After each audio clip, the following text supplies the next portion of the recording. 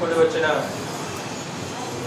పరిశుద్ధులు ప్రియులైన సహోదరులు సహోదరుడికి ప్రభునామములో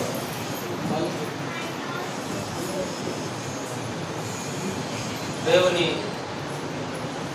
మహాకృపను బట్టి మరొకసారి ఆయన సముఖంలో చేరి దేవుని వాక్యం నేర్చుకునే గొప్ప అవకాశం మనకు అనుగ్రహించబడింది.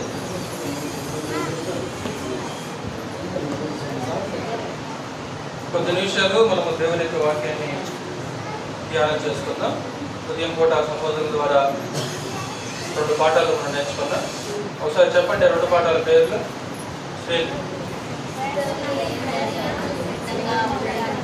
చూడమని చెప్పాలి, చూడదు. అంటే క్రైస్తవులు ఏమి జరిగినా సరే సిద్ధంగా ఉండాలని చిన్నరాజు గారితో నేర్చుకున్నాం. అలాగే సాగరన్నయ్య ద్వారా ప్రేమలో అభివృద్ధి, అంటే దేవుణ్ణి ప్రేమించడం మాత్రమే కాదు, కానీ దేవుని పోలికలో పుట్టిన మనిషిని కూడా ఏం చేయాలి? ప్రేమించాలి. మనిషిని ద్వేషించి నేను దేవుణ్ణి ప్రేమిస్తున్నానంటే దేవుడు అట్టి ప్రేమను అంగీకరించడని క్షుణ్ణంగా మనం తెలుసుకున్నాం. కొద్ది నిమిషాలు మీకు తెలిసిన వాక్యమే మరొకసారి మనం జ్ఞాపకం చేసుకుందాం.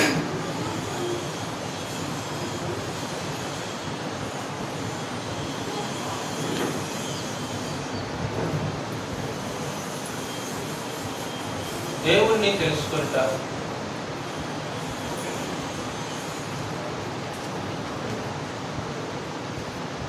ఇక్కడ దేవుని తెలుసుకున్న వాళ్ళు ఎంతమంది ఉన్నారు? దేవుణ్ణి తెలుసుకున్న వాళ్ళు ఎంతమంది ఉన్నారు? అదేం ప్రశ్న అంటారా? తెలుసుకోకపోతే మేము ఎందుకు వస్తాం అక్కడికి? తెలుసుకున్నాం కాబట్టి ఇక్కడికి వచ్చాము.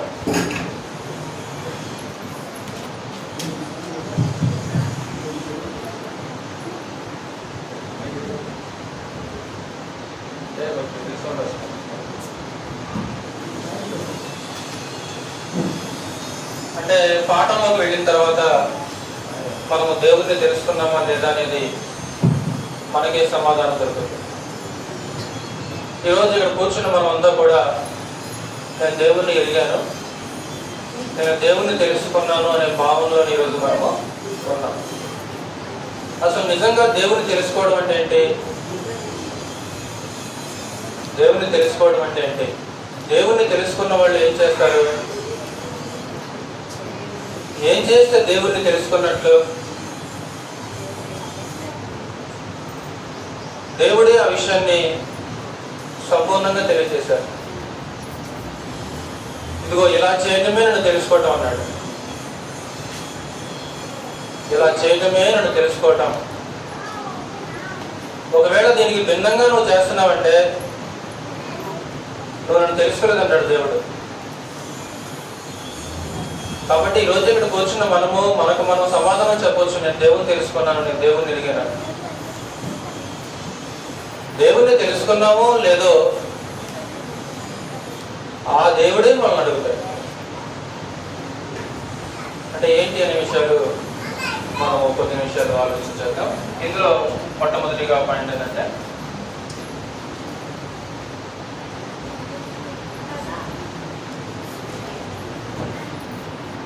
దేవుణ్ణి తెలుసుకున్నట్టుకు మార్గం. వాస్తవానికి మీకు తెలిసినట్లు దేవుడు అదృశ్యుడు. అంటే దేవుడు భౌతిక నేత్రాలకి కనబడేవాడు కాదు. సమీపింపరాని తేజస్సులో ఆయన మాత్రమే వసించచ్చు. అంటే దేవుని యొక్క తేజస్సు దగ్గరికి ఏ మనిషి కూడా సమీపించే అవకాశం లేదు. ఆయన అంతటి తేజస్సు గలవాడు. సమీపింపరాని తేజస్సులో ఆయన మాత్రమే వసించచ్చు. అమరత్వం గలవాడు అన్నాడు. మనుషులలో ఎవడనూ ఆయనను చూడలేదు, ఎవడను చూడనేరడు. అంటే దేవుడు తేజోమయుడు, దేవుడు తేజోవాసి. ఆయన తేజస్సు దగ్గరికి ఎవరూ సమీపించలేరు. నాకు తెలిసి పరలోకంలో ఉన్న దేవదూతలు అందరూ కూడా దేవుణ్ణి బహుశా చూడకపోయి ఉండొచ్చేమో. నా అభిప్రాయం చెప్తున్నాను, వాళ్ళు అపార్థం చేసుకోవాలి. ఎందుకంటే దేవుని ఎదుట నిలిచే 7 దేవదూతలు ఉంటారు ప్రాముఖ్యంగా. అందులో మీకు తెలిసినట్లు 2 వ్యక్తుల పేర్లు గ్రంథంలో మనకి రికార్డ్ అయి ఉంటాయి. ఒకటి మికాయేలు, 2 గబ్రియేలు. మికాయేలేమో యుద్ధములకు ప్రతినిధి, గబ్రియేలేమో దైవ సందేశాన్ని తీసుకురావడానికి ఒక ప్రతినిధి. మేము దేవుని ఎదుట నిలిచి 7 దూతలు అంటే ఆయన సముఖంలో, ఆయన సన్నిధిలో, పరలోకంలో సింహాసనాసీనుడు అంటాడు దేవుడు. ఆ దేవుని దగ్గరికి సమీపించే 7 దేవదూతలు ఉంటారు. కేవలం 7 దేవదూతలు అంటే కాదు, కోట్ల కొలది దేవదూతలు ఉంటారు పరలోకంలో. వారి లెక్క కోట్ల కొలది అంటాడు. ఆ కోట్ల కొలది దేవదూతలందరూ దేవుణ్ణి చూసారా? ఏమో. పరలోకంలోనే ఉంటూ దేవుణ్ణి చూడకపోవటం ఏంటి? హైదరాబాద్ లో ముఖ్యమంత్రి నివాసం చేస్తాడు. సుమారు 70 నుంచి 80 లక్షల మంది హైదరాబాద్ లో ప్రజలు నివాసం చేస్తుంటారు. బహుశా ఇక్కడ మనూరు నుంచి కూడా వెళ్ళి ఉండొచ్చు. 70 లక్షల మంది ముఖ్యమంత్రిని చూసారా? హైదరాబాద్ లో ఉంటాగా ఇప్పుడు రేవంత్ రెడ్డి గారు చూసాబట్టి ఏమంటాడు? అదేంటి నువ్వు హైదరాబాద్ లో ఉంటాక ఇప్పుడు ముఖ్యమంత్రిని చూడలేదా? అంత సులువుగా అపాయింట్మెంట్ దొరకదు ఆయన చూడటానికి. మరి ఉండేది హైదరాబాద్ లోనే కదా, ముఖ్యమంత్రి ఎప్పుడు కనపడలేదా నీకు? ఎప్పుడు చూడలేదా? కాబట్టి సమీపింపరాని తేజస్సులో దేవుడు నివసిస్తుంటాడు. ఆయన అదృశ్యుడు. ఈ అదృశ్యుడు దేవుణ్ణి తెలుసుకునే మార్గం ఏంటి? మన కంటికి కనిపించిన దేవుణ్ణి ఈరోజు మనం హృదయపూర్వకంగా విశ్వసించాలి. ఈరోజు లోకంలో నాస్తికులు అనే వాళ్ళు ఉంటారు. దేవుడుంటే మాకు చూపించని ఒక వితండవాదాన్ని కూడా వాళ్ళు చేస్తుంటారు. దేవుడుంటే మాకు చూపించు. లోకంలో కొంతమంది మనుషులైతే దేవుని తెలుసుకోవటానికి లేకుంటే దేవుని దగ్గరకు ప్రవేశించడానికి అనేక మార్గాలు వెతుకుతుంటారు. అందులో కుటుంబాలని, సమాజాలను విడిచిపెట్టి మఠాల్లో నివసిస్తుంటారు. ఆయా పర్వతాల్లో, మఠాల్లో నివసిస్తుంటారు. ఎందుకంటే కుటుంబంలో ఉండే కుటుంబ సమస్యల వల్ల, సమాజ సమస్యల వల్ల మేము దేవుని తెలుసుకోలేకపోతున్నాము. మేము దేవుని తెలుసుకోవాలి అని ఏం చేస్తున్నారంటే సమాజానికి దూరంగా ఎక్కడో మఠాల్లో, హిమాలయ పర్వతాల్లో దేవుని తెలుసుకోవడానికి ఒక ప్రాథమికమైన మార్గం ఏంటంటే, అది బేసిక్ పాయింట్. ఇది మీకు తెలిసిందే, పాఠంలో భాగంగా మీకు గుర్తు చేస్తున్నాడంటే పరమదేవుడు ఏమంటే, నేను నీ కంటికి కనిపించను కానీ నేనున్నానని ఆకాశాన్ని అడుగంటాడు దేవుడు. ఆకాశం నీతో మాట్లాడుతుంది, నీకు చెప్పొద్ది ఏమని? దేవుడు ఉన్నాడు. నేనున్నానని మృగాలను అడుగంటాడు దేవుడు. మృగాలు నీకు చెప్తాయి. మృగాలు ఏమని చెప్తాయి నీకు? దేవుని ఉనికి గురించి నీతో మాట్లాడతాయి మృగాలు. 8వ కీర్తన 1వ వచనం. ఒకళ్ళు చదవండి. 8వ కీర్తన 1వ వచనం. కీర్తన గ్రంథము 8వ కీర్తన 1వ వచనం. యెహోవా మా ప్రభువా ఆకాశములలో నీ మహిమను కనపరచువాడా. చాలు. ఆకాశములలో నీ మహిమను కనపరచువాడా అంటే దేవుని యొక్క మహిమ, ఆయన ఉనికి ఎక్కడ కనబడుతుంది? ఆకాశములో. ఆకాశాన్ని అడుగు నా గురించి. ఆకాశాన్ని అడిగితే ఆకాశం నీకు తెలియజేస్తుంది. ఏమని తెలియజేస్తుంది? దేవుడు ఉన్నాడని. 19వ కీర్తన 1వ వచనం కూడా మీకు తెలిసిన మాటలే, మర్మాలు చెప్పట్లేదు నేను. ఆకాశములు దేవుని మహిమను వివరించుచున్నవి, అంతరిక్షము అనే చేతి పనిని ప్రచురపరచుచున్నది, పగటికి పగలు బోధ చేయుచున్నది. ఎప్పుడన్నా వినిపించిందా? వివరించేది మనుషులు కాదు. ఏమి వివరిస్తున్నాయి? ఆకాశములు దేవుని మహిమను వివరించుచున్నవి. ఒక్కొక్కళ్ళు పని చేస్తే ఆ పనితనం బయటపడుతుంది.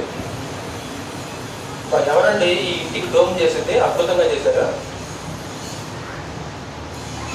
వ్యక్తి కనపడుతుంది, అక్కడ అతను చేసిన పని కనపడుతుంది. అద్భుతంగా చేశారండి ఈ డోమ్ వర్క్ మాత్రం. అలాగే ఈ ఆకాశాలను చూస్తే ఎవరి మహిమ కనపడుతుంది? దేవుని మహిమను వివరించుచున్నది. అంతరిక్షమైన చేతి పనిని, ఒక అంతులేని అంతరిక్షం, ఒక మహా విశాలమైన ఆకాశం. పగటికి పగలు బోధ చేయుచున్నది, రాత్రికి రాత్రి జ్ఞానము తెలుపుచున్నది. పగలు బోధిస్తుంది, రాత్రి బోధిస్తుంది. పగలు ఏమని బోధిస్తుంది? దేవుడు ఉన్నాడని. మనం ఎందుకు ఆలోచిస్తాం? పగలు వస్తే పని చేసుకోవటం, రాత్రి నిద్రపోవటం, అంతే కదా. కానీ అక్కడ దేవుడే ఉంటాడు. పగలు నీకు బోధిస్తుంది. ఏమని బోధిస్తుంది పగలు నీకు? రాత్రి నీకు జ్ఞానం తెలుపుతుంది. ఏ జ్ఞానం తెలుపుతుంది? దేవుడు ఉన్నాడని. దేవుడు అదృశ్యుడు. వాస్తవానికి మీకు తెలిసినట్లు ప్రాణం అదృశ్యమైంది. ఈ అదృశ్యమైన ప్రాణానికి అదృశ్యమైన లక్షణాలు ఉన్నాయి. బండి కొట్టుకోవటం, నాడి కొట్టుకోవటం, ఊపిరి పీల్చుకోవడం అదృశ్య లక్షణాలు. దేవుడు కూడా అదృశ్యుడు. ఈ అదృశ్యుడు దేవుడు కూడా కొన్ని అదృశ్యమైన లక్షణాలు కలిగి ఉన్నాడు. ఆయన అదృశ్య లక్షణాలను చాటించేది ఏంటిదంటే ఈ సృష్టి. మీకు తెలిసిన మాట చదువుతాం. ఆయన రోమిలికి రాసిన పత్రిక 1వ అధ్యాయము 19-20 వచనాలు. ప్రాణము కంటి కనిపించదు, అదృశ్యమైనది.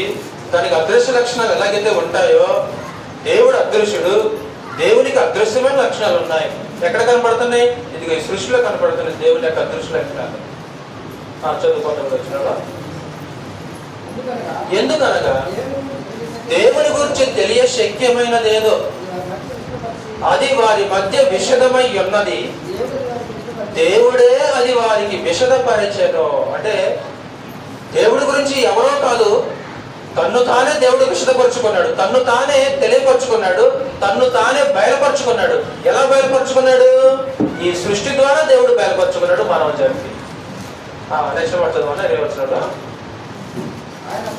ఆయన అదృశ్య లక్షణములు అనగా ఆయన నిత్యశక్తియు దేవత్వమును జగదుత్పత్తి మొదలుకొని సృష్టింపబడిన వస్తువులను ఆలోచించడం వలన తేటపడదు. ఆయన అదృశ్య లక్షణములు.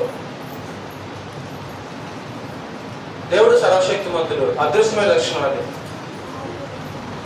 ఎక్కడ కనిపిస్తుంది అదృశ్య లక్షణము? ఇది సృష్టిలో కనిపిస్తుంది. దేవుడు తన శక్తి చేత సృష్టి నిర్మాణం చేశాడు. కాబట్టి దేవుణ్ణి తెలుసుకోవాలంటే ఒక ప్రాథమికమైన తొలి మెట్టు ఏంటంటే ఈ సృష్టి. ఈ సృష్టి దేవుని యొక్క ఉనికిని చాటుతుంది. ఈ సృష్టి దేవుడు ఉన్నాడని సాక్ష్యం చెప్తుంది. వర్షం కురుస్తుంది కదా, దేవుడు వర్షం కురుస్తుంది కదా, ఆ వర్షం ఏమని చెప్తుందంటే సహజంగా దేవుడు ఉన్నాడని సాక్ష్యం చెప్తుంది వర్షం. అదే చెప్తాడు కదా అపోస్తలుల గారు 14:18 అదే మాట్లాడుతుంటే, ఆకాశం నుంచి మీకు వర్షాన్ని ఇస్తున్నాడు, ఋతువులను ఇస్తున్నాడు, ఆహారం ఇస్తున్నాడు, మేలు చేయడం చేత తను గురించి సాక్ష్యము లేకుండా చేయలేదని బిగ్గరగా చెప్పారు. తన గురించి సాక్ష్యం అంటే దేవుడు కొన్ని సాక్ష్యాలని మానవ జాతి ముందు పెట్టాడు. నేను ఉన్నాను రా బాబు, ఉంటే కనపడడా. దేవుడు తన స్వభావాన్ని బట్టి అదృశ్యుడు. మరి ఏంటి నాయన నువ్వు ఉన్నామంటే ఆధారం సాక్ష్యం ఏంటంటే ఇదిగో నీ కంటి కళ్ళ ముందు వర్షం పట్ల ఋతువులు, ఆహారం, ఈ సృష్టి. ఓకే, నేను దేవుని తెలుసుకున్నానని చేయొచ్చామనుకో, ఇర్మియా గ్రంథం నెంబర్ 2.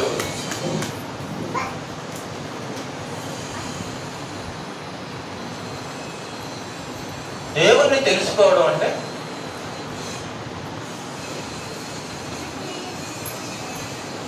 దేవుని గురించిన సత్యం, నిజదేవుడు ఎవరు, పాఠాలు నేర్చుకోవటమా? దేవుని తెలుసుకోవటం అంటే దేవుని గురించి ఒక 10 పాఠాలు చెప్పటమా? దేవుని గురించి గురించి 10 పాఠాలు చెబితే దేవుడు తెలుసుకున్నట్టేం కాదు. లేకుంటే బైబిల్ చూడకుండా చెప్పడమా? అంటే బైబిల్ చూడకుండా చెబితే దేవుడి గురించి తెలుసుకున్నాడా? అంటే దేవుణ్ణి తెలుసుకోవడం అంటే ఏంటో దేవుడే ఆ విషయాన్ని తెలియజేశాడు. ఇర్మీయా గ్రంథం 22వ అధ్యాయంలో యెహోయాకీము పరిపాలన చేస్తున్న కాలం, యూదా రాజు అయిన యెహోయాకీము పరిపాలన చేస్తున్న కాలంలో రాయబడిన అధ్యాయం. యెహోయాకీము యోషియా కుమారుడు. మీకు తెలిసే ఉంటుంది, యూదా రాజు అయిన యోషియా ఒక విశేషమైన భక్తిపరుడైన ఆయన రాజుపోయిన తర్వాత యెహోయాకీము ఆయన కుమారుడు యెహోయాకీము రాజయ్యాడు. యెహోయాకీము తన తండ్రి ప్రవర్తన వంటి ప్రవర్తన గలవాడు కాడు. 13 నుంచి చదువుతాం. 22వ అధ్యాయం 13 నుంచి. నీతి తప్పి తన నగరును స్థాపించువానికి శ్రమ, న్యాయము తప్పి తన మేడగదులను కట్టించుకొనుచు జీతమియక తన పొరుగువాని చేత ఊరకయే కొలువు చేయించుకొనువానికి శ్రమ. ఎవరు? యెహోయాకీము గురించి మాట్లాడుతున్నాడు.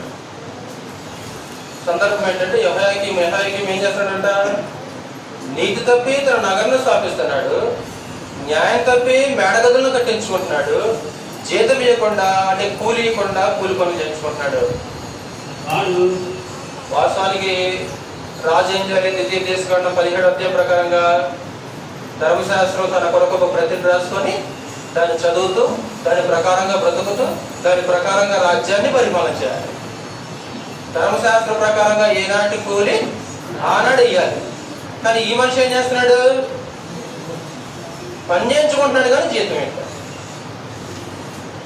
పని చేయించుకుంటున్నాడు కానీ కూలి ఇవ్వట్లేదు. ఎవరైతే పని చేయించుకొని కూలి ఇవ్వరో అలాంటి వానికి శ్రమ. పనివాడు జీతానికి పాత్రుడు అంటాడు ప్రభు కూడా. అంటే పని చేస్తే ఖచ్చితంగా ఏం చేయాలా? ఇవ్వాలి. ఒకవేళ ఇవ్వలేదా, అమ్మాయి 500 రూపాయలు మిగిలినవి కాదు, శ్రమ నీకు. 500 మిగిలినని చక్కలు కొట్టుకోవడం కాదు, మిగిలిన సంతోషపడటం కాదు. అక్కడ ఏమంటే అలా పని చేయించుకుంటే వాడికి శ్రమ అని మాట్లాడతాడు. ఇంకా 14వ వచనంలో వాడు విశాలమైన మేడగదులు గల గొప్ప మందిరమును కట్టించుకుందును అనుకొని విస్తారమైన కిటికీలు చేసుకొనుచు దేవదారు పలకలను తరంబి వేయచ్చు ఇంగిలీకముతో రంగులు వేయించున్నాడే. నీవు అతిశయపడి దేవదారు పలకల గృహమును కట్టించుకొనుట చేత రాజు వగుదువా. ఇప్పుడు మన అసలు పాయింట్ దగ్గరకు వచ్చేసాం. నీ తండ్రి అన్నపానములు కలిగి నీతి న్యాయములను అనుసరించుచు క్షేమముగా ఉండలేదా? అతడు దీనులకును దరిద్రులకును న్యాయము తీర్చుచు సుఖముగా బ్రతికెను. అలాగున చేయుటే ఎలా చేయటం? ఎలా చేయడం? నన్ను తెలుసుకోవడం. అలాగున చేయుటే నన్ను తెలుసుకోవటం కాదా? ఎవడైతే అలా చేస్తాడో వాడే నన్ను తెలుసుకున్నవాడు. అంటే యెహోయాకీము తండ్రి అద్భుతంగా బ్రతికాడు. నీ తండ్రి ఎలా ఉన్నాడు, నువ్వెలా ఉన్నావు? నీ తండ్రికి నీకు అసలు ఎలాంటి పొందం లేదు. అంటే అక్కడ 3 పాయింట్లు చెప్పేసాడమ్మా. ఒకటి అన్నపానములు,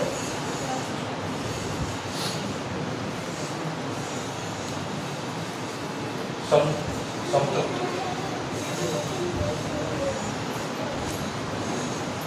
అన్నపానములతో సంతృప్తి కలిగి ఉండడం. నెక్స్ట్ రెండోది నీతి న్యాయము అనుసరించడం.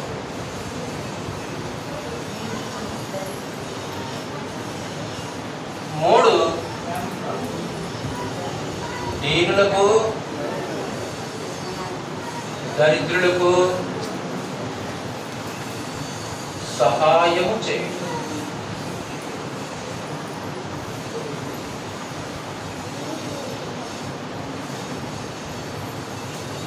ఇలా చేసిన వ్యక్తి దేవునిని తెలుసుకున్నాడు. అంతేగామా దేవుడు అక్కడ మాట్లాడింది, దేవుడు మాట్లాడుతున్నాడు. అంటే ప్రవక్త ఇర్మియా ప్రవక్త ద్వారా పరమ దేవునికి సందేశం. అంటే అన్నపానములు కలిగి నీతి న్యాయములను అనుసరిస్తూ దీనులకు దరిద్రులకు సహాయం చేయడమే నన్ను తెలుసుకున్నాడు కాదా? అంటే దేవుణ్ణి తెలుసుకుంటే ఇప్పుడు ఈరోజు ఇక్కడ కూర్చున్న, అందుకే నేను మొదట ఒక ప్రశ్న వేశాను. ఇక్కడ కూర్చున్న వాళ్ళలో మనం లేకుంటే మనం దేవుణ్ణి తెలుసుకున్న వాళ్ళు ఎంతమంది ఉన్నాం?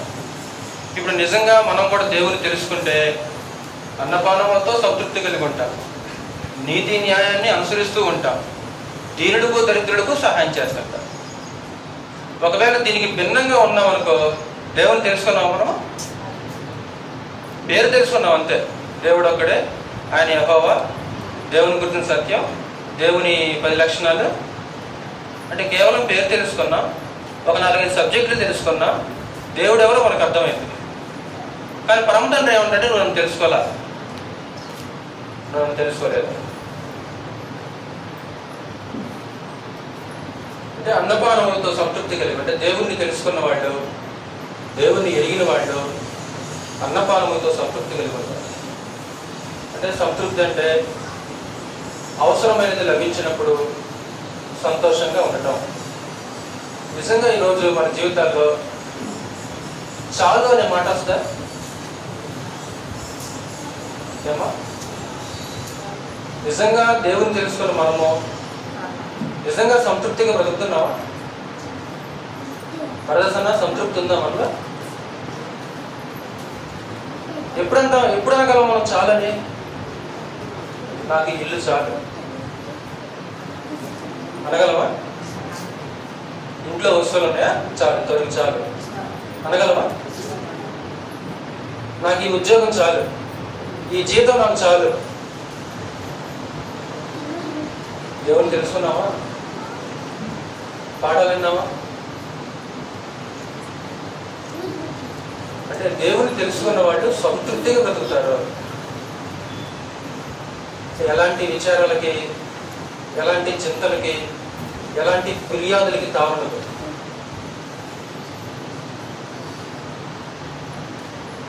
ఈరోజు ఎప్పుడు మనం విచారంతో ఉంటాం. విచారంతో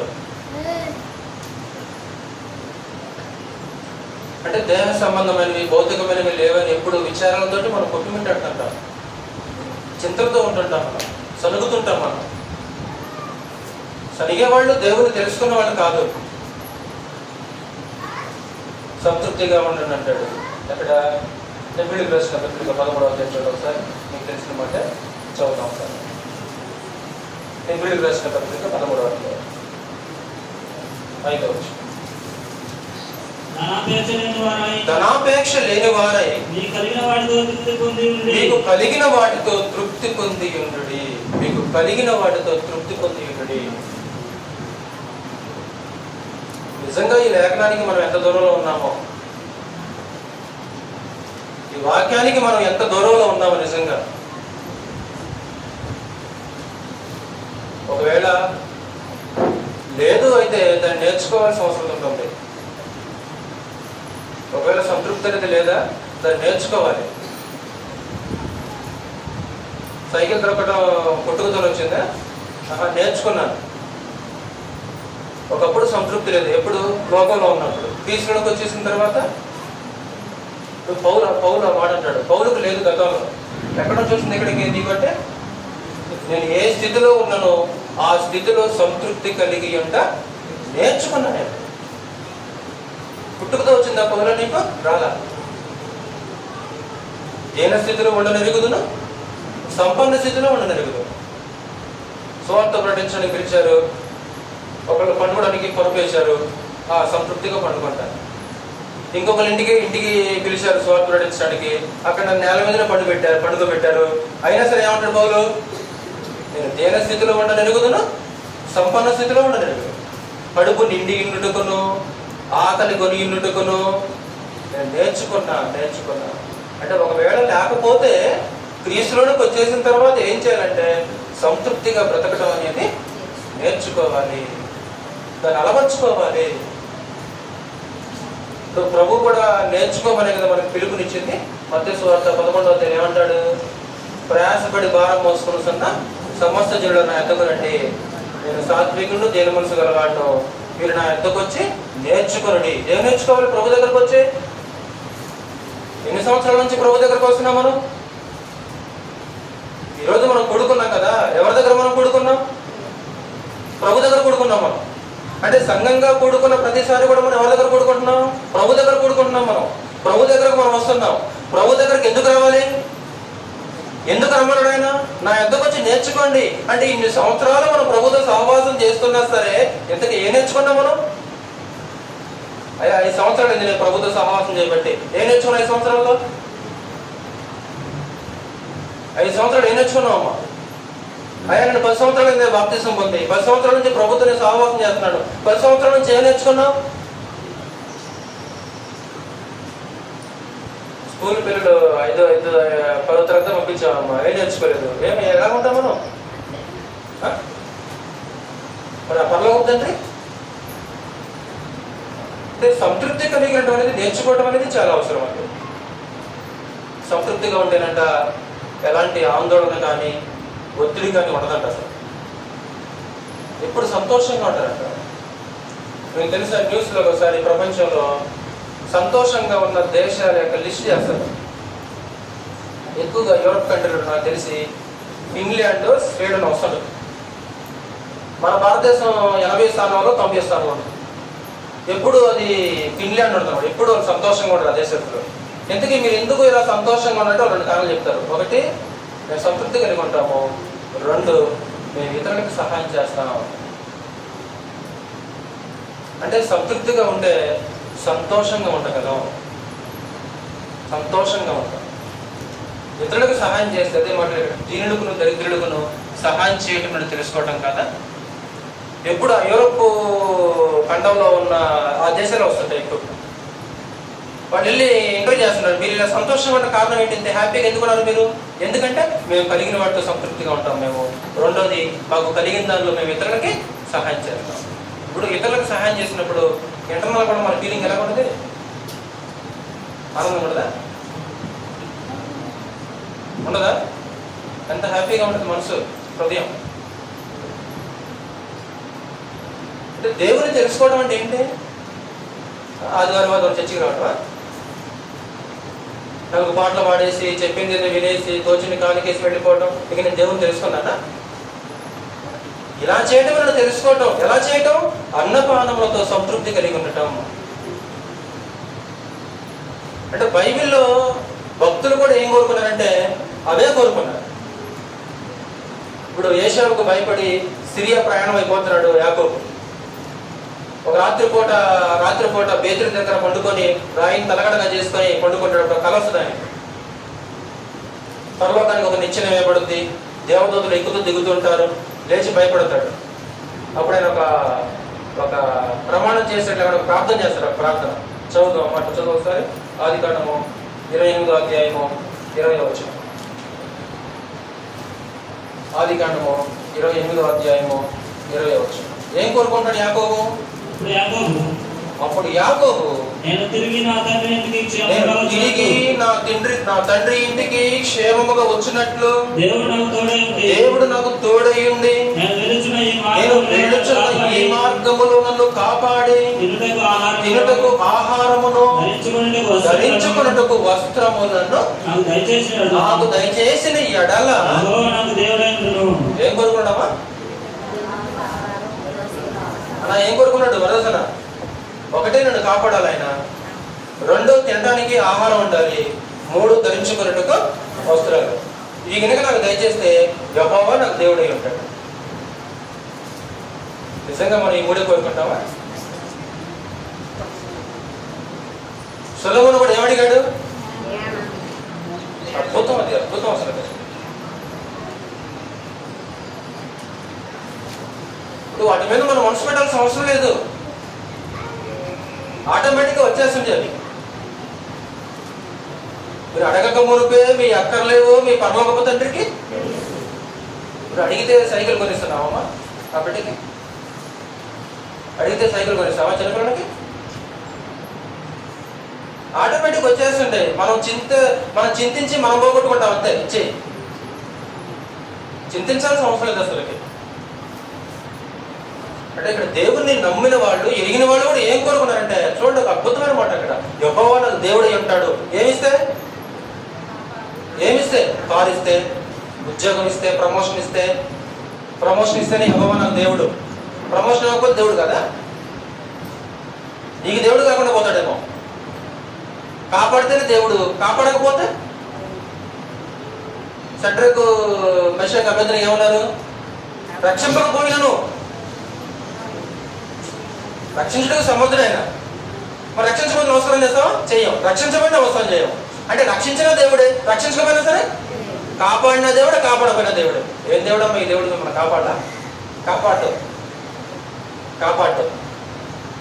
కాపాడకపోయినా సరే ఆయన దేవుడు. సామెతల గ్రంథంలో కూడా ఆయన అద్భుతంగా ప్రార్థన చేస్తాడు. మీకు తెలిసిందే. ఒకసారి సామెతల గ్రంథం 30 చూడండి. ఆయన ఏం కోరుకున్నాడో తెలుసా? తగుమాత్రం అంటాడు. గుర్తొస్తుందా? తగుమాత్రము అంటాడు. ఎక్కువ వద్దు అంటాడు. ఎక్కువైతే కడుపు నిండితే ఒక రకంగా ఉంటాయి, కడుపు నిండితే ఒక రకంగా ఉంటాయి మాటలు. అవును కదా? ఆకలేస్తేనేమో మాటలు ఒక రకంగా ఉంటాయి, కడుపు నిండింది అనుకో మాటలు వ్యత్యాసం కనబడుతుంది. అందుకు దేవుడు ఆయన ఏమంటే, నాకు ఎక్కువ వద్దు, తక్కువ వద్దు. తక్కువ ఎందుకు వద్దు? ఏమో ఒకవేళ నీ నామానికి దోషంగా నేను బ్రతుకుతానేమో. తగుమాత్రము. మనకి తగుమాత్రమే ఉన్నాయా, ఎక్కువ ఉన్నాయా? అక్కడ తగుమాత్రం ఉందా? తగుమాత్రమే లేదు మనకి. అనుకున్న దానికంటే ఎక్కువగానే ఉన్నా మనం సంతృప్తిగా ఉంటామా? ఇంకా పరిపూర్ణంగా దేవుని తెలుసుకున్నాము అంటే ఆయన కోరుకున్నట్లు మనం ఇంకా ప్రవర్తించకూడదు. చదువుతాం మీకు తెలిసిన వాటిని. చదువు ఎన్నో వచ్చినాం? 8వ వచనం చదువు. ఒకసారి 30 వ్యర్థమైన వాటిని అబద్ధములకు దూరముగా ఉంచుము. పేదరికమునైనను ఐశ్వర్యమునైనను నాకు దయచేయకము. తగినంత ఆహారము నాకు అనుగ్రహింపము. తగినంత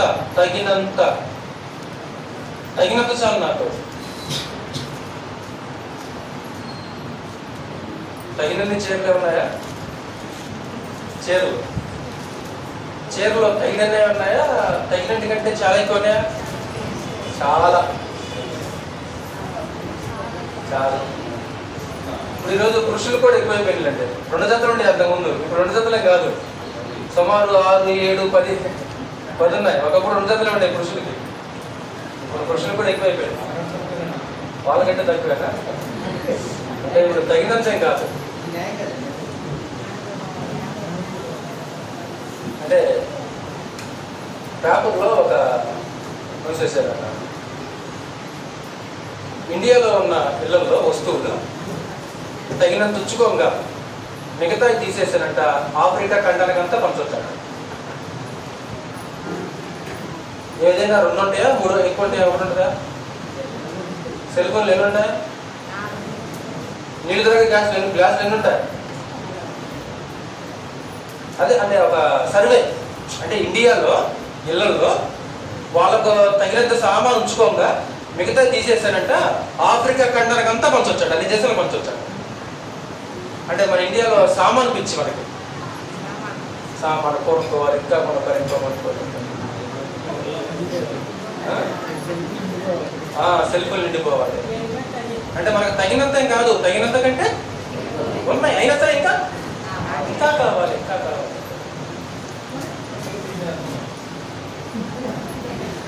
దేవుని తెలుసుకోవడం అంటే సంతృప్తి కలిగి ఉండటమని మాట్లాడుతుంటాడు. నీతి న్యాయములు ఉన్నది, నీతి న్యాయములు అనుసరించడం అంటాడు. అయ్యా యెహోవా నువ్వు ఉన్నావు, నేను మోసం చేస్తా. నువ్వు ఉన్నావు, నేను అబద్ధం ఆడతా. ఒకవేళ నేను అలా జరిగించామనుకో దేవుని తెలుసుకున్నమాట కాదు. అంటే దేవుని తెలుసుకుంటే ఆ మనుషులు నీతి న్యాయం కలిగి నడుచుకుంటారు. దేవుని తెలుసుకున్నామంటూ అబద్ధం ఆడితే తెలుసుకున్నా, మోసం చేస్తే తెలుసుకోవాలి. దేవుడు ఉన్నాడని మనకు తెలిస్తే దేవుడు ఉన్నట్లుగా మనం ప్రవర్తించాలమ్మా. దేవుడు ఉన్నాడని మనం నమ్మితే ఆయన ఉన్నట్లుగా మనం ప్రవర్తించాలి. ఒకసారి దేవుని నమ్మని వాళ్ళ ప్రవర్తన ఎలాగుందో దేవుని నమ్మిన వాళ్ళ ప్రవర్తన కూడా, అంటే ఎరగని వాళ్ళు ఎలా ప్రవర్తిస్తున్నారో దేవుని ఎరిగిన వాళ్ళు అలా ప్రవర్తిస్తున్నారు. దేవుని తెలుసుకుంటే తెలుసుకున్నట్లు నువ్వు ప్రవర్తించాలి. నీ ప్రవర్తన తేడా ఉండాలి. ఆయన ఉన్నాడని నమ్మేవనుకో ఆయన ఉన్నట్లుగా నువ్వు ప్రవర్తించాలి. ఎలా ప్రవర్తన అంటే ఇదిగో నీతి న్యాయం కలిగి. దేవుని తెలుసుకున్నవాడు ఎలా ప్రవర్తిస్తాడు? వాడు నీతి న్యాయం ఉండదు. నీతి న్యాయం ఏమాత్రం ఉండదు వారిలో. లోకంలో దొరుకుతుంది ఎక్కడన్నా? ఎక్కడ నీతి న్యాయం ఎక్కడ దొరకదు.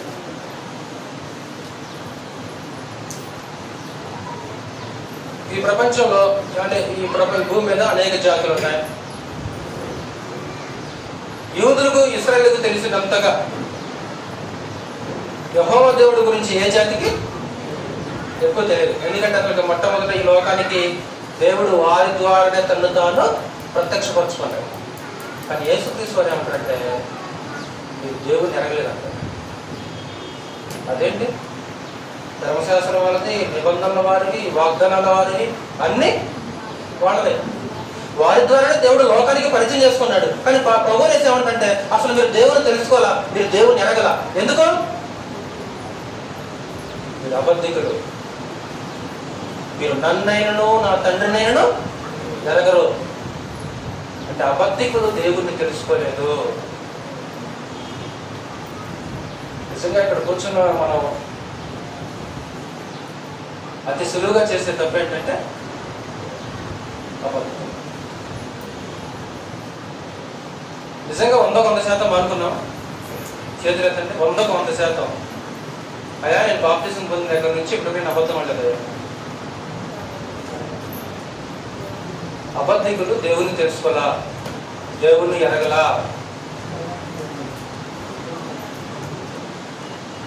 మీరు మీ తండ్రి యొక్క అపవాది సంబంధులు. అంటే చదువు యోహాను సువార్త 8వ అధ్యాయం.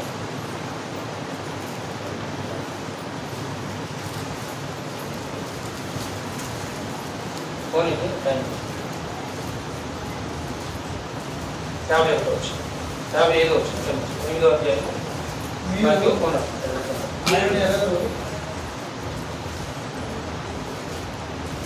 8వ అధ్యాయము 55 వచనం చూడండి. మీరు ఆయనను ఎరుగరు, మీరు ఆయనను ఎరుగరు, నేను ఆయనను ఎరుగుదును, ఆయనను ఎరుగనని నేను చెప్పినట్ల మీరు ఆయన ఎరగరు. మీరంటే ఎవరు అక్కడ? యూదులు. క్రీస్తు ప్రభువు ఏమంటారంటే మీరు దేవుడు ఎరగల, మీరు ఆయన తెలుసుకోవాలా. ఆశ్చర్యం, అసలు ప్రపంచానికే వాళ్ళ ద్వారా పరిచయం చేస్తున్నాడు ఆయన. కేవలం వాళ్ళు పేరు తెలుసుకున్నారు తప్ప దేవుని యొక్క నీతి న్యాయాన్ని అనుసరించిన వాళ్ళు కాదు. నీతి తప్పితే దేవుని తెలుసుకోలేం మనం. న్యాయం తప్పితే దేవుడిని మనం ఏమాత్రం కూడా తెలుసుకోవాలి. దేవుడు ఉన్నాడు, నేను అన్యాయం చేస్తా, నువ్వు దేవుని తెలుసుకోవాలా. దేవుడు ఉన్నాడు, నాకు తెలుసు, నేను అబద్ధం పడతా, దేవుని తెలుసుకోవాలా. దేవుడు ఉన్నాడు, నాకు తెలుసు, నేను మోసం చేస్తా, దేవుని తెలుసుకోవాలా. దేవుని తెలుసుకుంటే ఇదిగో నీతి న్యాయం అనుసరించుకోవాలి. కాబట్టి నీ తండ్రి ఎలాగ ఉన్నాడు? యోషియా. నీ తండ్రి అంటే యోషియా, అద్భుతమైన వ్యక్తి ఆయన. నువ్వు ఎలాగున్నావు? నీతి తప్పి తన నగరం స్థాపిస్తున్నావు. అంటే నీతి న్యాయాలు తప్పి తన కోసం ఒక అద్భుతమైన బిల్డింగ్ కట్టుకుంటున్నాడు. మన ఇంటి గోడలు కట్టుకున్నాం అనుకో, ఆ గోడలు ఇటుకుంటే కదమ్మా, ఆ గోడల యొక్క ఇటుకల్లో కూడా ఏమన్నా తెలుసా? నీతి న్యాయం. నీతి న్యాయంతో కట్టిన గోడ. యెహోయాకీము ఒక ఇల్లు కట్టుకుంటాడు తన కోసం, ఒక అద్భుతమైన మందిరం, రాజమందిరం కట్టించుకుంటాడు. నీతి న్యాయం తప్పి ఆ మనిషిని కట్టించుకుంటాడు. ఒక గాడిద పాతి పెట్టబడి రీతిగా మనమేమో మన భాషలో ఇక్కడ ఏమంటామంటే ఒక చావు అంటాం, ఒక చావు తెచ్చినట్టు. యెహోయాకీము చావు ఏంటంటే ఒక గాడిద పాతి పెట్టబడి రీతిగా నువ్వు పాతి పెట్టబడతావు. యెహోయాకీము ఎందుకు? నువ్వు నీతి న్యాయం తప్పుతున్నావు. అన్నపానములతో సంతృప్తి కలిగి ఉండటం, నీతి న్యాయం అనుసరించటం, దీనులకు దరిద్రులకు సహాయం చేయటం, ఇలా చేయటమే మనం తెలుసుకున్నటం కాదా? కాబట్టి ఈరోజు ఇక్కడ కూర్చున్న మనము దేవుని తెలుసుకుంటే ఈ 3 సూత్రాలు మన దైనందిన జీవితంలో ఉంటాయి. దీనులకు దరిద్రులకు సహాయం చేయటం అంటే దేవుడు ఏమంటే నీ సాటి వారికి సహాయం చేయడమే నాకు తెలుసుకోవడం అంటే. ఇందాక అదే కూడా ఒక అద్భుతమైన మాట చెప్పాడు కదా అన్నయ్య, నేను దేవుణ్ణి ప్రేమించానని చెప్పి సహోదరుడు ద్వేషిస్తే దేవుణ్ణి ప్రేమించట్లేదు. దేవుడు నన్ను తెలుసుకోవడం ఏంటంటే నీ సాటి వారికి సహాయం చేయడమే నన్ను తెలుసుకోవడం. నేను దేవుని తెలుసుకున్నా కానీ సాటి వారికి మాత్రం సహాయం చేయాలి. ఏమంటాడన్నా సామెత చెప్పాడు, పిల్లికి భిక్షం వేయాలి, పిల్లికి భిక్షం పిల్లికి భిక్షం వేయాలి పరిస్థితి. అంటే పనులకు సహాయం చేయడం దేవునికి తెలుసుకోవాలి. అంటే యోషియా తన జీవితకాలంలో చేశారంటే ఆ దీనులకు దరిద్రులకు న్యాయం తీరుస్తూ వారికి సహాయం చేస్తూ ఉన్నాడు. అంటే ఈరోజు దేవుని అడిగిన మనం కూడా ఏం చేయాలంటే అలాంటి వారికి సహాయం చేయాలి. నిజంగా మనం ప్రోగ్రెస్ మన ఇంటికి వచ్చాడనుకో లేకపోయినా అప్పు చేసేస్తాం కదా. మనం నిజంగా ప్రాక్టికల్గా మనం ఆలోచిస్తే నిజంగా యేసు ప్రభు దేహం ధరించి మన ఇంటికి వస్తే అవసరమైతే లేకపోయినా సరే ఏం చేస్తాం, అప్పు చేసేస్తాం. ప్రభునేసు మన ఇంటికి ఎన్నోసార్లు వచ్చాడు. నిన్ను పరీక్షించడానికి నా సహోదరుని పంపాను, నిన్ను పరీక్షించడానికి నా సహోదరుడు. నేను ఆకలి కొన్నా, మీరు నాకు ఆహారం పెట్టాను. నేను దప్పికి కొన్నా, మీరు నాకు దాహం ఇవ్వాలి. నేను రోగిని ఉన్నాను, మీరు నన్ను చూడటానికి రాలా. వాళ్ళు స్టన్ అయిపోయారు. ఎప్పుడు ప్రభా, ఎప్పుడు యేసు ఇంటికి వస్తే ఆహారం పెట్టకపోవడం ఏంటి? లేకపోయినా అప్పు చేసే అవసరం అయితే. కానీ ప్రభు అంటాడు మీరు నాకు చేయలేదు అంటాడు. నువ్వు ఎప్పుడు వచ్చావు ప్రభు అంటే నిన్ను పరీక్షించడానికి నా సహోదరులకు వెళ్తా. ఇదిగో మిక్కిలి అర్పులైన ఈ నా సహోదరులకు చేయలేదు కాబట్టి నాకు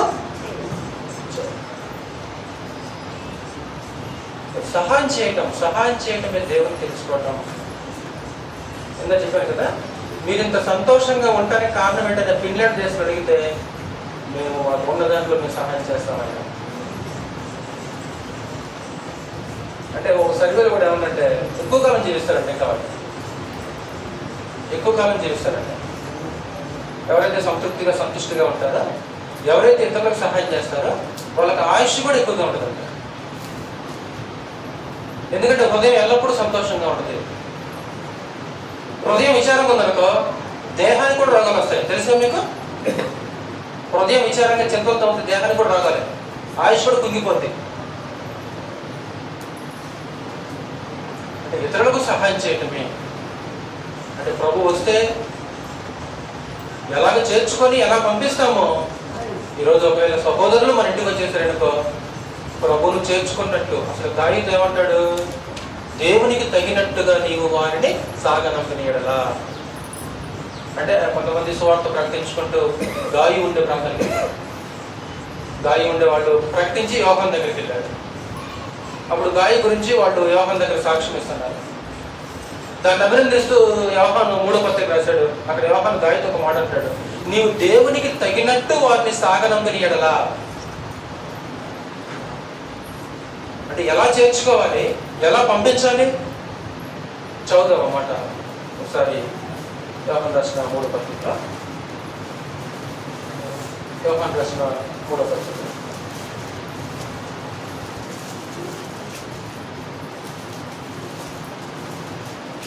5వ వచనం. యోహాను రాసిన 3వ పత్రిక 5వ వచనం. ప్రియుడా, వారు పరదేశులైనను సహోదరులుగా ఉన్నవారికి నీవు చేసినదెల్లా విశ్వాసికి తగినట్టుగా చేర్చున్నావు. విశ్వాసికి తగినట్టుగా. మేము విశ్వాసులు అండి, మేము విశ్వాసులు అండి. విశ్వాసులైతే విశ్వాసికి తగినట్టుగా ప్రవర్తించాలి. అంతేనమ్మా? నువ్వు ఎలా చేస్తున్నావు? విశ్వాసికి తగినట్టుగా చేస్తున్నావు. ఈరోజు మనం కూడా ఏమని చెప్పండి, మేము విశ్వాసులం అండి, మేమంతా విశ్వాసులం అండి. మనమంతా విశ్వాసం అయితే విశ్వాసులకు తగినట్లుగా ప్రవర్తించాలి. అవిశ్వాసులుగా ప్రవర్తిస్తే ఒకసారి అవిశ్వాసులుగా ప్రవర్తిస్తాం, అవిశ్వాసులు ప్రవర్తించడం ఒకసారి మనలాగా. అందుకే పౌలు కొరింథీ పట్ల ఏమంటాడు, అన్యజనులైనా జరగదు, ఇది అన్యజనులు ఇలాంటి జరగదు. అసలుకి సంఘంలో జరిగింది. ఉన్నాడు, ఆయన నమ్ముకున్నాను, నేను ఆయన తెలుసుకున్నానంటే తెలుసుకున్నట్లు ఉన్నట్లు మనం ప్రవర్తించాలి. నువ్వు విశ్వాసం తగినట్లుగా చేస్తున్నావు. ఆ తర్వాత 6వ వచనంలో వారు నీ ప్రేమను గురించి సంఘం ఎదురు సాక్ష్యం ఇచ్చి వారు అన్యజనుల వలన ఏమీ తీసుకొనక ఆయన నామ నిమిత్తం బయలుదేరి కనుక దేవునికి తగినట్టుగా నీవు వారిని సాగనంపిన ఎడల నీకు యుక్తముగా ఉండును. దేవునికి తగినట్టుగా. ఒకవేళ దేవుడే ఇంటికి వచ్చేస్తే ఎలా రిసీవ్ చేసుకుంటాము, అలాగే ఎలా సాగనంపుతారు అంటే ఇలా చేయటం దేవుణ్ణి తెలుసుకోవడం అంటే. నెంబర్ 3,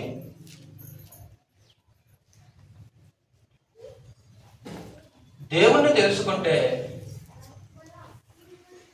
దేవుడు ఆనందిస్తాడు. దేవుణ్ణి తెలుసుకుంటే పరమదేవుడికి ఎంతో సంతోషపడతాడు. ఇర్మీయా గ్రంథము 9వ అధ్యాయము 23-24 వచనం. ఇర్మీయా గ్రంథము 9వ అధ్యాయము 23-24 వచనం. అతిశయం గురించి మాట్లాడుతున్నాడు. అతిశయించేవాడు దేవుడు తెలుసుకోలేదు వాస్తవానికి. అది ఇలా చదివించినాడు, జ్ఞాని తన జ్ఞానమును బట్టి శౌర్యమును బట్టి అతిశయింపకూడదు. ఐశ్వర్యవంతుడు అతిశయింపకూడదు. అతిశయించువాడు దేనిని బట్టి అతిశయింపవలనగా భూమి మీద కృప చూపుచు నీతి న్యాయములు జరిగించుచున్న యెహోవాను నేనే అని గ్రహించి నన్ను పరిశీలనగా తెలుసుకొనుటను బట్టి అతిశయింపవలెను. అట్టి వాటిలో అంటే ఎప్పుడు ఆనందం ఆయనకి? అట్టి వాటిలో నేను ఆనందిస్తాను. అది అక్కడ ఉంది నా ఆనందం. నా ఆనందం ఎక్కడుంది? దేవుని ఆనందం ఎక్కడ? దేవుని ఆనందపరచాలి కదా. పిల్లలు ఏం చేయాలి? తల్లిదండ్రులని సంతోషపరచాలి. నిన్ను కరిగిన తల్లిని తండ్రిని సంతోషపరచాడు. పరలోక తండ్రిని ఏం చేయాలి? ఆనందింపచేయాలి. ఎందుకు? దేవుని యొక్క ఆనందం ఎక్కడుంది? ఇదిగో అట్టి వాటిలో అక్కడ ఉందని ఆనందం. అంటే పరిశీలనగా, అంటే అతిశయించకుండా, అంటే భౌతికమైన వాటిని బట్టి అతిశయించకుండా నన్ను ఎవరైతే పరిశీలనగా తెలుసుకుంటారో దాన్ని బట్టి నేను ఎలాగుంటానో పరలోకపు దేవుడు ఎంతో ఆనందంగా ఉంటాడు. అంటే ఆయన ఆనందం అక్కడ ఉంది ఆయనకి. 4, దేవుణ్ణి తెలుసుకొనని వాడు నిరత్తుడు. నిరత్తుడు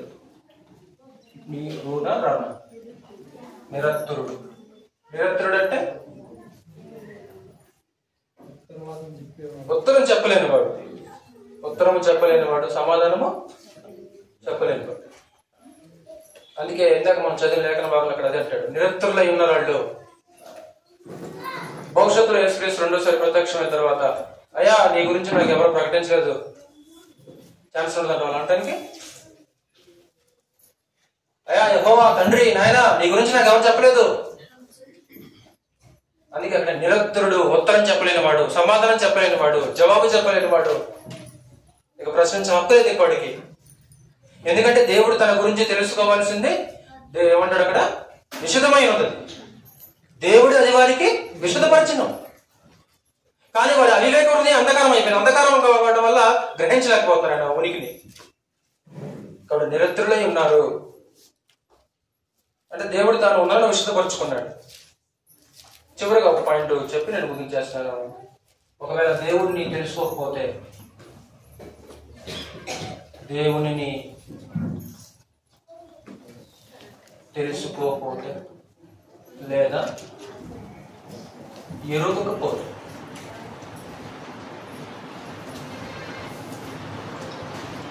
ఒకవేళ దేవుని తెలుసుకోకుండా ఊపిరిపోయింది అనుకో, పరిస్థితి ఏంటమ్మా? ఒకవేళ దేవుని తెలుసుకోకుండా, దేవుని ఎరగకుండా సువార్తకు లోబడకుండా ఒకవేళ ఊపిరిపోతే,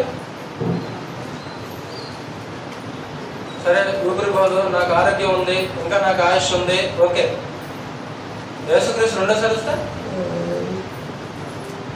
అందుకే ఉదయం చదివాం, సహోదరులు చదివించారు. అయినా ఒకసారి మనం చూద్దాం. తెస్సలోనికీయులకు 2వ పత్రికలో 1వ అధ్యాయము 6వ వచనం, 6 నుంచి 8 వచనాల్లో మన ప్రభువైన యేసు మన ప్రభువైన యేసు తన ప్రభావమును కనపరచు దూతలతో కూడా పరలోకము నుండి అగ్ని జ్వాలలు ప్రత్యక్షమై దేవుని ఎరుగని వారికి, యేసు సువార్తకు లోబడని వారికి ప్రతిదండన.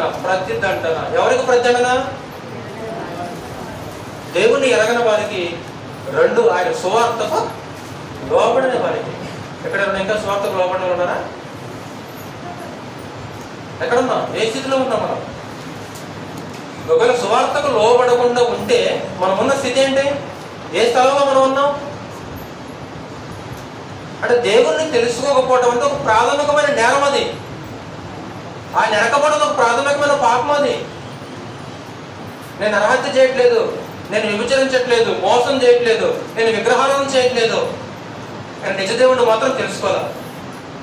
శభాష్ అంటే ఆయన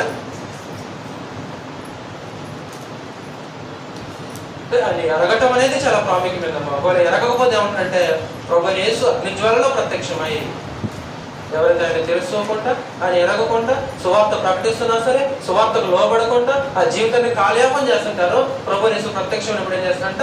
ప్రతిదండన, పనిష్మెంట్, శిక్ష. ఎప్పుడు తెలుసుకుందామరా దేవుని ఒకరు తెలుసుకోకపోతే? ఎప్పుడమ్మా? ఎప్పుడు తెలుసుకుందాం? ఎప్పుడు ఎరుగుదాం ఆయన్ని? ఎప్పుడు మనం మారుమనసు పొందుదాం? ఎప్పుడు మనం క్రీస్తులోనికి ప్రవేశిద్దాం? వాయిదాలు వేసుకుందామా? అందుకే కొన్ని మందిలో ఏమంటారు మీకు తెలిసినట్లు, మీరు పొందిన దేవుని యొక్క కృపను వ్యర్థం చేసుకోవద్దని నేను ప్రతిపాదించున్నాను. ఇదిగో ఇదే మిక్కిలి అనుకూలమైన సమయము, ఇదిగో ఇదే రక్షణ దినము. మీరు కృపను వ్యర్థం చేసుకుంటారు కొరింథీయులారా. ఎప్పుడో మారుమనసు పొందిన వాయిదా వేయకండి. ఇదిగో ఇదే మిక్కిలి అనుకూలమైన సమయము, ఇదిగో ఇదే రక్షణ దినము. ఒకవేళ దేవుని ఎరగకుండా మన దేహంలో ఊపిరి పోయిందనుకో మార్చుకునే అవకాశం ఉంటుందా? రక్షణ అనేది సహజంగా కృప చేత మాత్రం వస్తుంది, క్రియలు అవసరం లేదు. ఈ కృప కేవలం భూమి మీద బ్రతికినంత కాలం వస్తుంది. భూమి యొక్క సరిహద్దులు దాటితే దేవుని కృప లభించదు. భూమి మీద కృప చూపుచ్చు అంటాడు. ఇందాక మనం చదివిన లేఖలో అక్కడ చదవబోతాడు. భూమి మీద కృప చూపుచ్చు. పరమదేవుడు ఎక్కడ కృప చూపిస్తాడు? కేవలం భూమి మీద ఉన్నంత కాలమే. ఒకవేళ భూమి యొక్క సరిహద్దులు దాటి పాతాళానికి వెళ్ళే వరకు కృప లభిస్తుంది. అక్కడ దేవుని యొక్క కనికరము, ఆయన కృప, ఆయన దయా దాక్షిణ్యాలు లభించిన స్థలం ఒకటి ఉంది.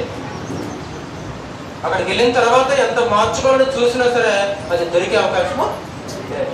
అందుకే యెహోవా మీకు దొరుకు కాలం అంతా ఆయనను వెతకండి. ఆయన దొరకని కాలం ఒకటి ఉంది, దొరకని స్థలం ఒకటి ఉంది. దొరకని కాలంలో వెతికినా సరే, అలాగే ఆ దొరకని స్థలంలో వెతికినా సరే ఎలాంటి ప్రయోజనం మనకి. ఒకవేళ ఎరగకపోతే, దేవుని తెలుసుకోకపోతే తెలుసుకుందామండి. దేవుని తెలుసుకున్నామని చెప్పుకుంటున్నాం. మనము నిజంగా మనము దేవుని తెలుసుకున్నామంటే దాన్ని పరిశీలించుకుందాం ఒకసారి. దేవుని గురించిన సత్యము, నిజ దేవుడు ఎవరు, సర్వజ్ఞుడు, సర్వజ్ఞాని, కేవలం లక్షణాలు నేర్చుకున్నామా? పాఠాలు నేర్చుకున్నామా? పాఠాలు నేర్చుకుంటే సరిపోతే మాకు తెలుసండి 10 పాఠాలు. 10 పాఠాలు నేర్చుకోవడం దేవుని గురించి తెలుసుకోవడం కాదు. బేసిక్ 20 పాఠాలు మాకు తెలుసండి, మాకు ఎప్పుడు చెప్పాడు పాఠం. బేసిక్ లెసన్స్ నేర్చుకోవడం దేవుని తెలుసుకోవడం కాదు. లేకుంటే ప్రసంగాలు చేసినంత మాత్రం దేవుని తెలుసుకోవడం కాదు. చూడకుండా బైబిల్ చెప్తున్నాడు ఆ మనిషి, అయినా దేవుని తెలుసుకున్నట్లేం కాదు. నేను ముగింపు చేస్తాను ఒకసారి కోడికి చూడండి. దేవుని తెలుసుకుంటాడు. దేవుడు అదృష్టుడు కదా, సమీపింపరాని దేశంలో ఆయన మాత్రమే నివసిస్తుంటాడు. మరి ఆయన తెలుసుకునే మార్గం ఏదైనా ఉందా? దేవుడు మన కంటికి కనిపించడు, అదృశ్యుడు. ఆయన తేజస్సు దగ్గరికి మనం సమీపించలేము. అయ్యా మరి ఎట్లా తెలుసుకోవాలి ఆయన అంటే తెలుసుకునే మార్గం ఏదైనా ఉందా? ఉంది. దేవుని తెలుసుకునే మొదటి ప్రాథమికమైన మార్గం ఏంటంటే సృష్టి. దేవుడు ఏమంటాడు? నేను ఆకాశంలో అడుగుంటాడు, ఆకాశంలో నీ మహిమను కనపరచువాడా ఆకాశంలో దేవుని యొక్క మహిమను. ఇంకా యోగ గ్రంథంలో కూడా మాట్లాడతాడు 12వ అధ్యాయం, మీకు తెలుస్తుంది. ఆయనను మృగములను విచారించము, నన్ను గురించి మృగాలను అడుగుంటాడు దేవుడు. నన్ను గురించి ఆకాశ పక్షులను అడుగు, నన్ను గురించి సముద్రపు చేపలను అడుగు, నీకు బోధిస్తే అవి ఏమని ఆయన ఉన్నాడని. తెలుసుకోవడానికి సమాజం నుంచి దూరంగా వెళ్ళాల్సిన అవసరం లేదు, మన కళ్ళ ముందే ఉంది. ఓకేనా, నేను దేవుని తెలుసుకున్నా అని చేద్దామనుకో, అయితే అన్నపానములతో సంతృప్తి కలిగి ఉంటాడు. నీతి న్యాయాల్ని నేను దేవుని తెలుసుకున్నానయా, అప్పుడప్పుడు అవసరం పెట్టి అబద్ధం పడతానయా, నువ్వు తెలుసుకోవాలి దేవుణ్ణి. నేను దేవుని తెలుసుకున్నానయా, అప్పుడప్పుడు అన్యాయం చేస్తానయ్యా, కాదు, న్యాయమే చేయాలి. దీనుడికి దరిద్రుడికి సహాయం చేయి. తన స్వప్రయోజనం కాదు, ఇక తన సుఖం తన క్షేమమే కాదు, తన క్షేమమే కాదు. నిత్యత్వంలో మనం ప్రతిఫలం పొందేది అవే. భౌతికంగా మన అంటే ఎవరేమో, కానీ ఏమంటాడు అక్కడ ప్రకటన గ్రంథంలో, వారి క్రియలు వారి వెంట వెళ్ళుచున్నవి. ఇక్కడ మనం చేస్తాం కదా సహాయాలు, పరమతండ్రి ఒక రోజు మనకి జీతం ఇస్తాడు. అడిగి అవి మన వెంట వస్తాయి. ఆ క్రియలు, మనం చేసే క్రియలు మన వెంటే వస్తాయి. నిజమే, వారు తమ ప్రయాసములు వారి విశ్రాంతి పొందుదురు, వారి క్రియలు వారి వెంట వెళ్ళుచున్నవి. నువ్వు ఏ చిన్న మేలు చేసినా సరే నీడ నిన్ను వెంట అన్నట్లు చచ్చినా వదిలిపెట్టవాలి. నువ్వు చచ్చినా వదిలిపెట్టవాలి. ఏంటి అవి? చేసే మంచి మంచి క్రియలు, సహాయం. ఎవరైతే అక్కర్లో ఉన్నారో, ఎవరైతే ఇబ్బందులో ఉన్నారో, ఎవరైతే ఇరుగులో ఉన్నారో వారికి చేస్తావు కదా చిన్న సహాయమో, ఆ సహాయం చచ్చిన తర్వాత కూడా నేను వదిలిపెట్టదు, నీ వెంటే వస్తా సహాయం. కథ కాదు అది. ఎవరు చెప్పారు అది? బైబిల్లో ఉన్న కథ కాదు అదేమి. అంటే ఇలా చేయడం దేవుని తెలుసుకోవడం అమ్మా. ఇక నువ్వు నేర్చుకుందాం. సంతృప్తి లేదనుకో, లేదా నాకు ఒకప్పుడు అంటే నేర్చుకున్నాను. పౌలు కూడా నేర్చుకున్నాడా? నేను నేర్చుకున్నాను. భక్తులు కూడా ఏం కోరుకున్నారు? భక్తులందరూ కూడా అదే కదా. దేవుని తెలుసుకుంటే దేవుడు ఏం చేస్తాడు? ఆనందిస్తాడు. దేవుని తెలుసుకునేవాడు నిరంతరుడు. భవిష్యత్తులో ఇక నాకెవరు నీ గురించి చెప్పలేదు, నువ్వు సువార్త నా దగ్గర పంపించలేదు, నాకెవరు చెప్పలేదు, కుదరదు. ఒకవేళ తెలుసుకోకపోతే ఆయన్ని ప్రభుని ప్రత్యక్షమైనప్పుడు ప్రద్దరణ జరుగుతుంది. తెలుసుకున్న వాళ్ళు తెలుసుకుందామండి, ఎరుగుదాం దేవుణ్ణి. దేవుని తెలుసుకున్నామని చెప్తున్నాం. మనము దేవుని తెలుసుకున్నట్లుగా ప్రవర్తించాల్సిందిగా వేడుకుంటూ ముగిస్తున్నాను. శ్రద్ధవాక్యం మీ అందరికీ. అలాగే అవకాశం ఇచ్చిన సువార్థికులు సాల్మోన్ అన్నయ్య గారికి, స్థానిక సంఘానికి కూడా ప్రభుని వందనాలు తెలియజేసుకుంటూ